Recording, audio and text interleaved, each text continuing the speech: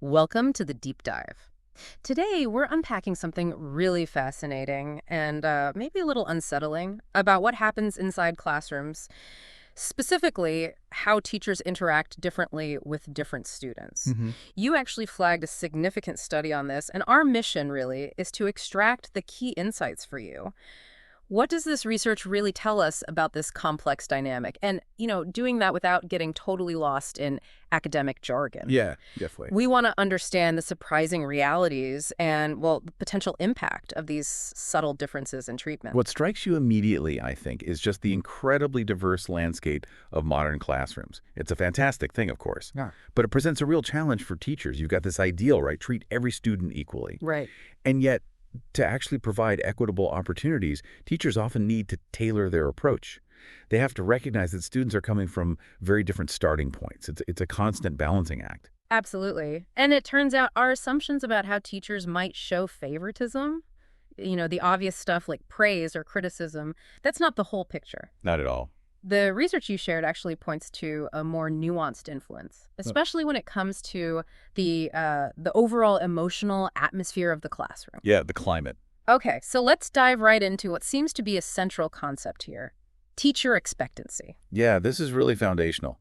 Um, the study makes a really strong connection between what a teacher expects from a student, Hmm. whether those expectations are high or low, and how those expectations are actually communicated. Okay. It's not some like mysterious process. It happens through tangible differences in how teachers behave towards those students. Mm. This idea of the mediation of expectancies, it's all about those subtle behavioral cues that, carry those expectations. And the meta-analysis you highlighted, that really helps us pinpoint which of these behaviors consistently show up, right? Exactly. It seems there are some key areas where teachers, maybe without even consciously realizing it, treat students differently based on what they perceive as that student's potential. Yeah, exactly. The research identified several behaviors with quite consistent differences. We're talking about the overall climate, like the level of warmth or maybe negativity a teacher projects towards certain students. Hmm. Physical distance is another one, how close they tend to stand or sit near some students compared to others. Interesting. Also, how they manage off-task behavior, that can vary significantly. Then there's the input, so the amount of teaching, but also the level of complexity of what's being taught. Right. And finally, the sheer duration of their interactions with different students. These all tend to be enacted differently depending on a teacher's expectations. That makes a certain kind of sense when you think about it, doesn't it? Like if a teacher thinks a student is struggling, maybe they spend more time with them, but perhaps also keep a bit of emotional distance. Yeah, potentially. Though sometimes the time is more about management than instruction. But yes, the patterns are complex. Now, what about those behaviors where the results were less clear-cut? The ones with moderate or inconsistent effects? Right, there's a longer list there. Hmm. Behaviors that showed either moderate effects or, inconsistent patterns across different studies.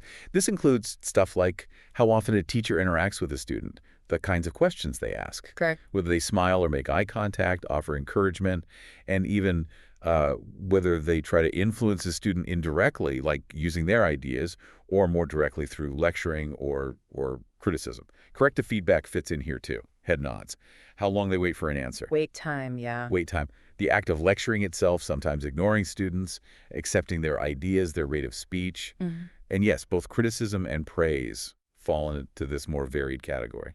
It's so interesting that praise and criticism aren't consistently applied differently. You'd really think those would be obvious ways to signal who's, in favor and who isn't. You would think, but the aggregate data suggests it's not that simple, or at least not consistently the main channel across all teachers and classrooms. And then there's another set of behaviors that, kind of surprisingly, the research suggests don't really differ much based on teacher expectations at all. That's right. Things like leaning in towards a student, touching them, using gestures, praising specifically after a correct answer, or criticizing specifically after an incorrect one. Also, how persistently they work with a student, just general work-related contacts, procedural contrasts, and even their overall task orientation.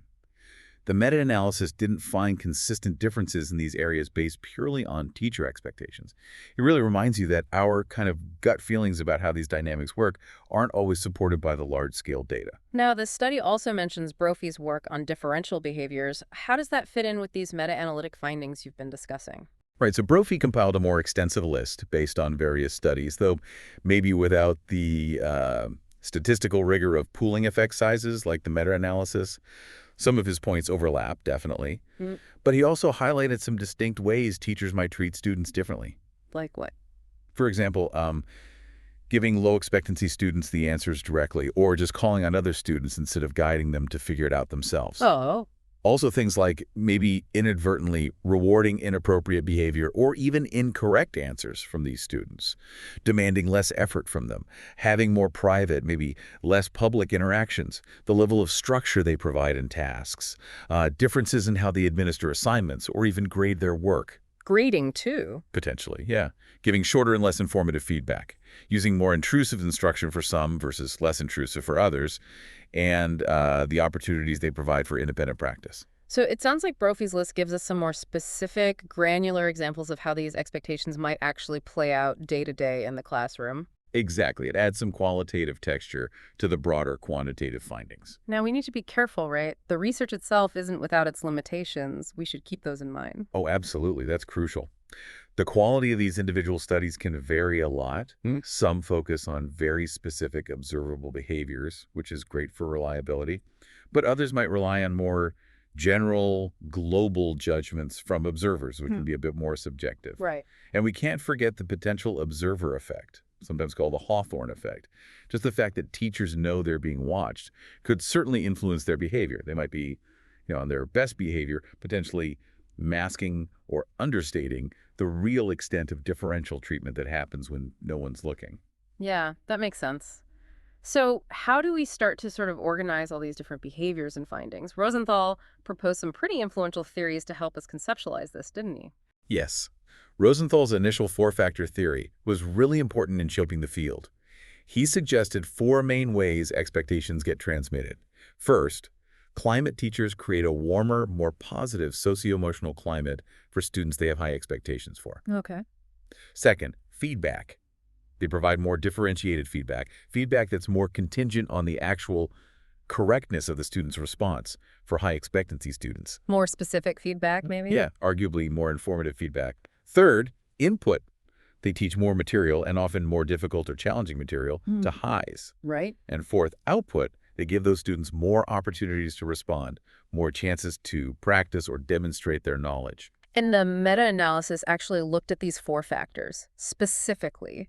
What did that tell us? Did it support the theory? Well, yes and no. It was really interesting. The strongest and most consistent effects were actually found for climate and input. The effect for feedback, which, like you said earlier, you might think would be a primary way to show differential treatment, was surprisingly quite low in the meta-analysis. Output, so the response opportunities, showed a moderate effect. Wow. So it's more about the overall feeling and the actual stuff being taught rather than just saying good job or try again. That's what the aggregate data suggests, yeah. It really points towards the overall emotional tone and the quality and quantity of the learning opportunities being more powerful and consistent carriers of teacher expectations than just explicit praise or criticism. Which led Rosenthal to revise his theory a bit, didn't it? A simpler version. Exactly. He later refined his thinking into a two-factor theory, which is maybe a bit more parsimonious. He focused on affect, essentially the socio-emotional behavior, which lines up pretty well with the original climate factor. Okay. And effort, the instructional behavior, which kind of encompasses both input and, to some extent, output.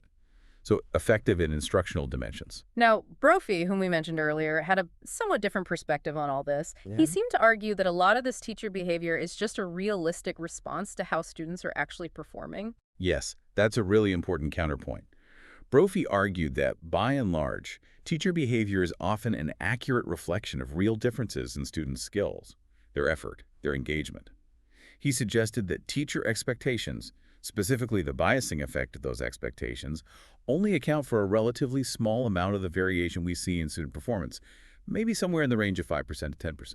So not a huge effect, in his view. Right.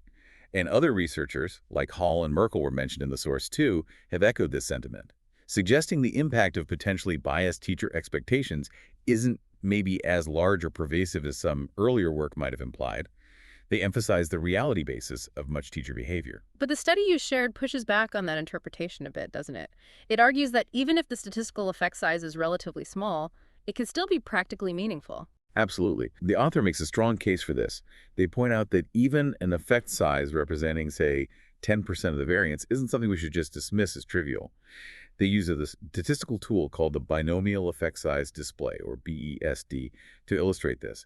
It basically translates that variance percentage into a difference in success rates. And even a 10% variance effect could mean a noticeable difference, like maybe shifting a group's success rate from 45% to 55%. Okay, I see. So it can still represent a real difference in outcomes for students. Exactly. And perhaps more importantly, there's the ethical dimension. Even if differential behavior is partly a response to real differences in student achievement or behavior, is it ethically okay? For example, consistently showing more positive emotion, more warmth towards high-achieving students compared to low-achieving students, even if the low achievers are struggling more, raises serious questions about fairness, equity, and the kind of environment we want in schools. Yeah, that's a really crucial point. And then we have Cooper's theory, which introduces another layer, the teacher's own sense of control in the classroom. Right. Cooper proposed that teachers tend to feel a greater sense of control, efficacy maybe, when working with high-achieving students. They feel like they can effectively guide their learning. Okay. On the other hand, with students who are struggling, teachers might feel less in control, less certain about how to help them succeed. And this feeling, Cooper suggested, can lead them to adopt more directive, more controlling behaviors with those low-achieving students. Which could backfire. Potentially, Yeah. yes. It can unfortunately create a kind of negative cycle where those students become more passive, more dependent on the teacher for step-by-step instructions, and might have fewer opportunities for independent thinking or problem solving. Okay, let's delve a bit deeper now into how this differential behavior manifests in different areas. The study makes a really important distinction between the instructional domain and the affective domain. Yes, this is a really key distinction to grasp, I think. In the instructional domain, so the actual teaching, the support, the tasks, the research suggests something perhaps counterintuitive. Low-achieving students often receive more direct instruction and support. It's almost like a form of compensation. Oh, okay, so they're getting more help. In terms of quantity, often yes. More teacher time, more direct guidance, maybe simpler tasks. However, and this is the crucial point, this increased quantity of instruction often comes at the cost of quality. High-achieving students, in contrast, might receive less direct support, less teacher scaffolding, but the instruction they do receive tends to be of a higher caliber.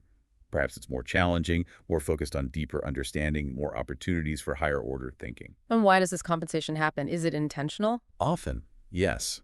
There's frequently an underlying ideological motivation. Teachers genuinely want to help students who are struggling to catch up.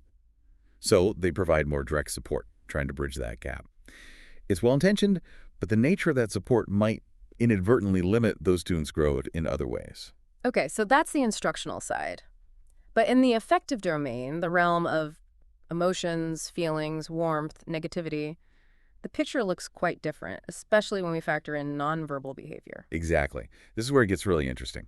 Nonverbal cues, your facial expressions, body language, tone of voice, are often seen as more authentic, maybe more truthful, and certainly harder to consciously control than our spoken words. Right. So, teachers might consciously try to be equitable in their verbal interactions. They monitor what they say, trying to be fair with praise, criticism, and feedback. Right. But they might simultaneously be experiencing underlying negative feelings, frustration, maybe impatience, perhaps even disappointment toward some students, particularly those they have low expectations for. And they're trying to suppress these feelings. This really highlights that tension between a teacher's intentions and their actual, maybe subconscious behavior. They might intend to be fair, but their gut feelings or biases can still leak out. Precisely. That's the perfect word for it. Leakage. Huh. The research suggests that one reason why explicit feedback, like praise and criticism, might appear relatively equitable when observers just code those verbal acts is because teachers are consciously monitoring and controlling those verbal responses. Makes sense. However, negative feelings towards students for whom they have lower expectations can unintentionally be transmitted through those less controllable nonverbal channels, a colder tone, a brief frown, leaning away, less eye contact. And the context minimal research you mentioned earlier really brought this leakage phenomenon into sharp focus, didn't it? Yes, that was fascinating stuff. By showing observers or even student judges very short, silent video clips of teachers interacting with students without giving them any context about the students. Right, just the teacher's behavior. Exactly. The researchers found that even in those brief moments, observers could reliably detect differences. The teacher's facial expressions and body language revealed more positive emotions directed towards students who were, unbeknownst to the observers, perceived by the teacher as high expectancy. And conversely, they showed more negative or less positive effect towards those students the teacher saw as low expectancy. Meanwhile, if you just analyze their verbal behavior in those same clips, it often appeared much more balanced and equitable. Wow. So that strongly indicates that teachers really can't fully mask their underlying feelings, even if they're trying. It seems very difficult, yes.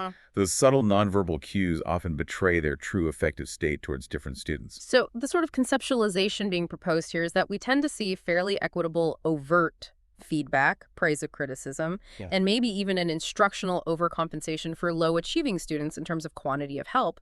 But there's this reverse trend, this leakage of negative emotional signals being directed towards those same low-achieving students, primarily through nonverbal channels. That seems to be the pattern emerging from integrating these different lines of research, yes.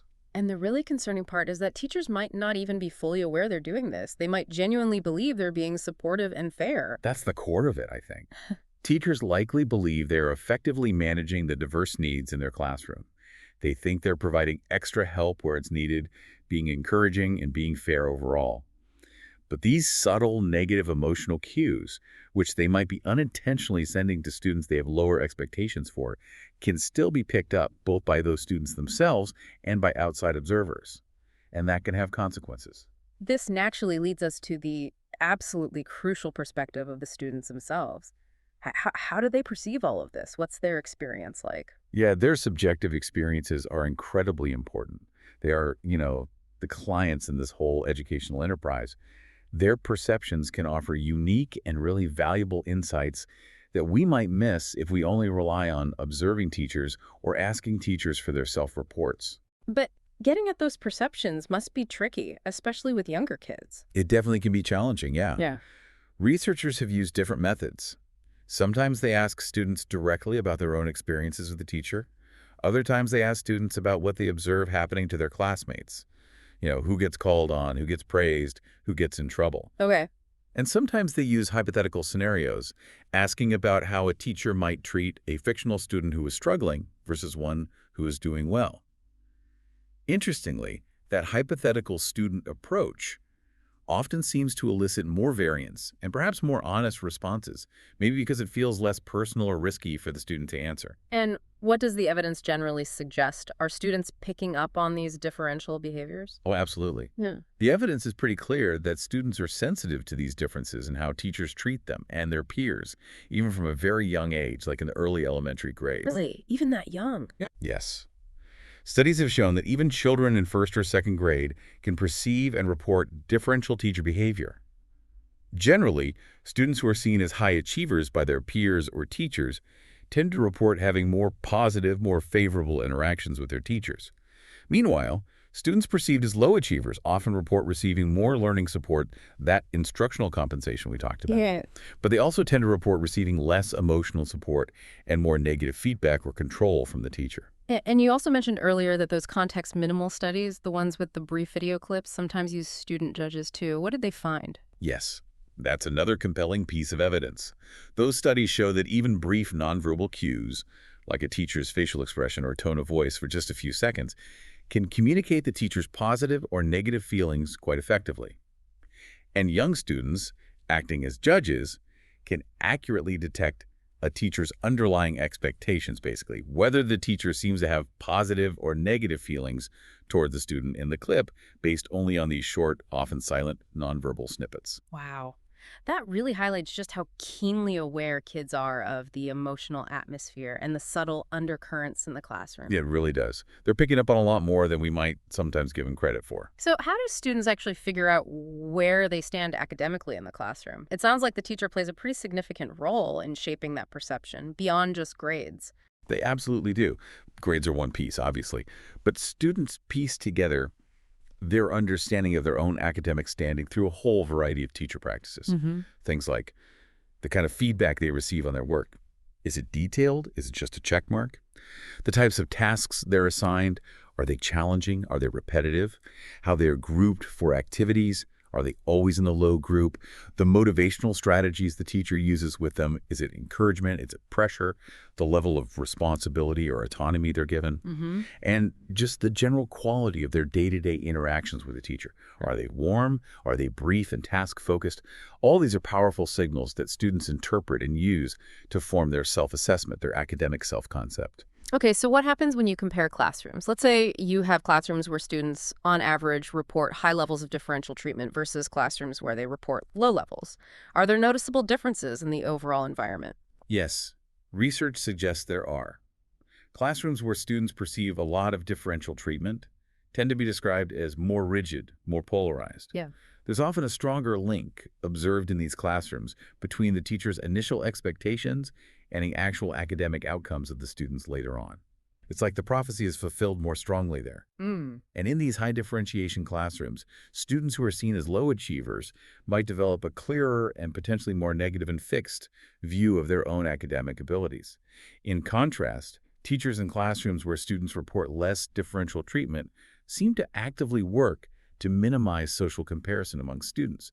They might emphasize individual progress, use more varied grouping strategies, and generally create a climate where differences are less salient or less publicly highlighted. It sounds like there can be some pretty significant gaps between how students are actually experiencing the classroom, what teachers think they're doing, and maybe even what an objective observer might record. That's a really important takeaway, yes. These three perspectives, student perception, teacher self-report, and observer ratings, don't always line up perfectly. Students' perceptions, as we discussed, can capture subtle cues, interpretations, and the cumulative effect of interactions that might be missed by even trained observers coding specific, predefined behaviors. Right. Teachers' own reports about their behaviors sometimes align more closely with what observers see, especially when it comes to concrete instructional practices like how much time they spend with different groups. However, there can be significant differences between teachers' self-reports and students' perceptions, particularly when it comes to that affective domain, the level of emotional support. How so? Well, teachers often believe and report that they are offering more emotional support to low-achieving students than those students themselves actually perceive receiving. There's a disconnect there. And you mentioned an interesting intervention study that tried to address these gaps in perception. What did that involve and what happened? Yes, it was quite revealing. In this study, teachers were given specific feedback about these discrepancies, highlighting the differences between their own reports of their behavior and how their students perceive that same behavior, especially regarding emotional support and criticism. Okay, so making them aware of the gap. Exactly. And this feedback did lead to reported positive changes.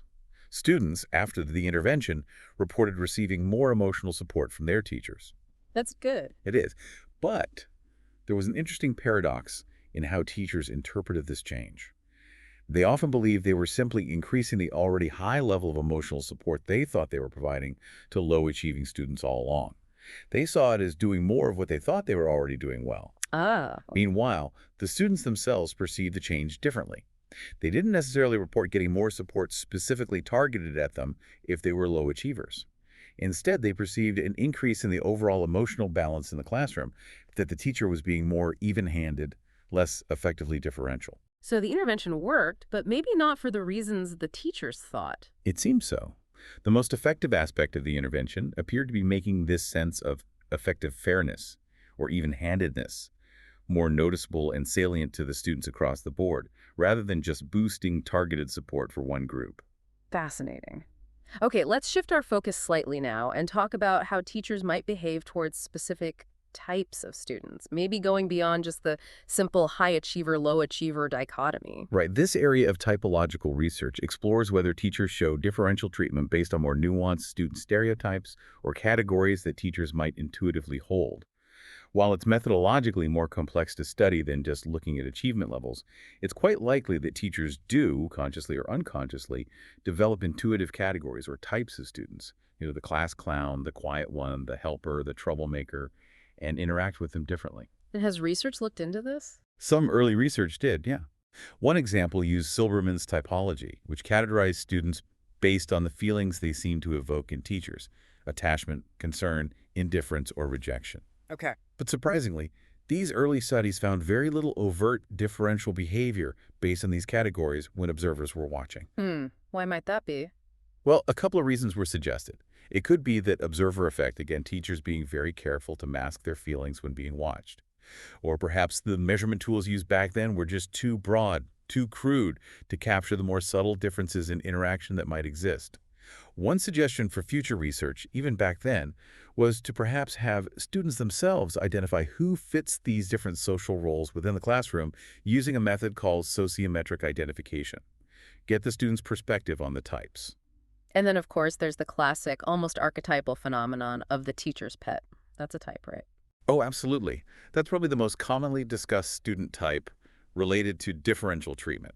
It refers to a special, often visible emotional connection or preference a teacher might have for one particular student.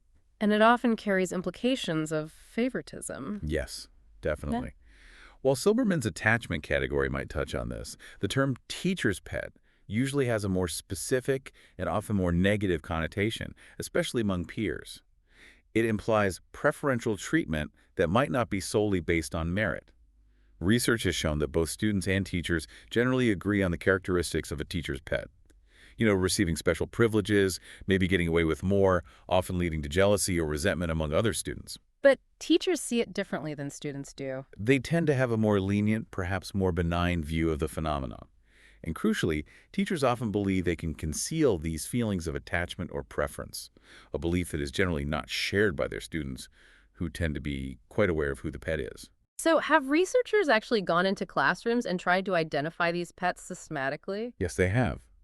Using those sociometric methods we just mentioned, basically asking students, often confidentially, to nominate who they believe is this teacher's pet in their class.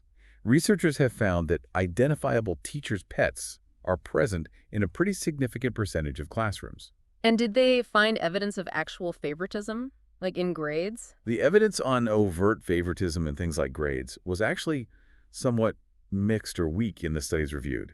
There wasn't strong, consistent evidence of pets getting unfairly higher grades just because they were the pet. Okay. However, there was some indication that maybe more authoritarian teachers with a more controlling style, might be more inclined to show preferential grading towards their identified pets. Interesting. What about the overall classroom atmosphere? Does having a clear teacher's pet affect the climate for everyone else? Yes, this was quite striking. Studies found that classrooms where no students were consistently identified by their peers as teachers' pets tended to have the most positive overall student morale and satisfaction with the class. Oh. Conversely, classrooms where there was a clear, exclusive teacher's pet, one student, overwhelmingly named by everyone, tended to have the most negative student morale and the lowest satisfaction. Oh, wow. So even if the favoritism isn't showing up blatantly in grades, the perception of that special emotional connection seems to have a negative impact on the group. It really suggests a link, yeah. Yeah. A teacher's emotional differentiality, even if it seems focused on just one favored student, appears connected to negative outcomes or feelings for the wider student group. And again, while direct observations of specific teacher behaviors towards pets were somewhat limited, or maybe subject to that observer caution, students themselves clearly attribute instances of perceived favoritism to the teacher's behavior. They are keenly aware of these perceived emotional preferences, even if they don't always translate into easily countable actions for an outside observer. That really reinforces the power of student perception. Okay, finally, let's consider one more dimension. The physical space of the classroom itself. Can something as simple as where a student sits play a role in differential behavior? It seems it can, yes. Seating location is definitely another dimension through which differentiality can manifest. Some early, quite famous ethnographic research, like Ray Rist's observations in the 1970s, highlighted how students whom teachers had lower expectations for often ended up being seated together, frequently at the back of the classroom, further away from the teacher. Right. The physical arrangement of a classroom isn't neutral. It can carry symbolic meaning. And even within the most common setup, traditional rows and columns, research consistently finds what's often called a zone of influence or an action zone. Where's that usually? Typically, it's the center and front of the room. Students seated in this area tend to receive more teacher attention, participate more, and generally have more interaction with the teacher, partly just due to better visual and expressive contact. Students seated on the sides, and particularly in the back corners, often receive less frequent interaction, and sometimes the quality of that interaction might be poorer. So why does that happen? Is it purely because of the physical environment is just easier to talk to kids at the front? Or is it because certain types of students tend to choose those locations? Research suggests it's likely an interaction between both factors: the environment itself, the ease of communication, the physical distance, the teacher's line of sight almost certainly plays a role in shaping interaction patterns. But students also often self-select where they sit, based on their own personalities. Mhm. Maybe more engaged students prefer the front, more social or disengaged ones prefer the back, their comfort levels, and perhaps even their awareness of teacher stereotypes about different locations. Some clever critical experiments where researchers intentionally move students to different locations for a period have provided evidence suggesting that environmental factors do play a causal role. Teachers sometimes exhibit relatively fixed patterns of interaction towards locations, regardless of which student is sitting there temporarily. Hmm. So it probably becomes a kind of self-sustaining cycle. Initial self-selection based on student characteristics might place certain students in certain zones, and then the teacher's location-based interaction patterns reinforce those students' behaviors or the teacher's perceptions of them. And I know teacher training often emphasizes the importance of, scanning the room, making eye contact with everyone, distributing your questions equally across the space. But that might be harder to implement consistently than it sounds. Exactly. While the principle of equitable spatial distribution of interaction is often taught, the practical behavioral habits needed to consistently overcome those natural tendencies towards the front and center zone might be lacking or difficult to maintain amidst the complexities of teaching. Did the research look at the types of students found in different seating locations, connecting back to that typology idea? Yes, there was some interesting investigation into that. It found, for example, that students identified by peers as leaders were often located towards the back of the room, Oh, interestingly. not the front. Not necessarily, no. Whereas students identified as pure teachers' pets, high agreement on that status, or those seen as flatterers, were more often found towards the front, closer to the teacher. The location of students considered academically the best seemed to vary a bit more.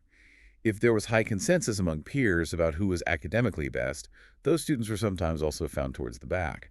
But if there was lower consensus, they might be closer to the teacher. So it seems like leadership qualities and maybe agreed upon academic excellence might be stronger determinants of choosing a back row seat than simply being the teacher's pet who seems to prefer being up front. That's one interpretation, yeah. Yeah. It's just a complex interplay between student characteristics, social dynamics, and spatial choices in the classroom. Okay, so as we bring this deep dive to a close, it's really clear that teachers' differential behavior is, well, it's a deeply complex issue.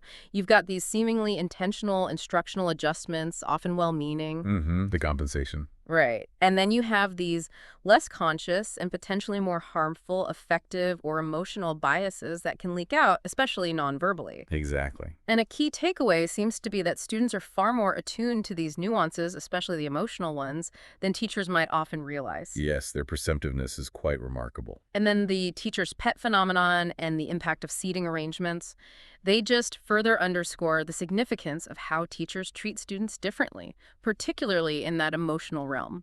Absolutely. And this whole body of research raises some really important and still open questions for future exploration and for educational practice.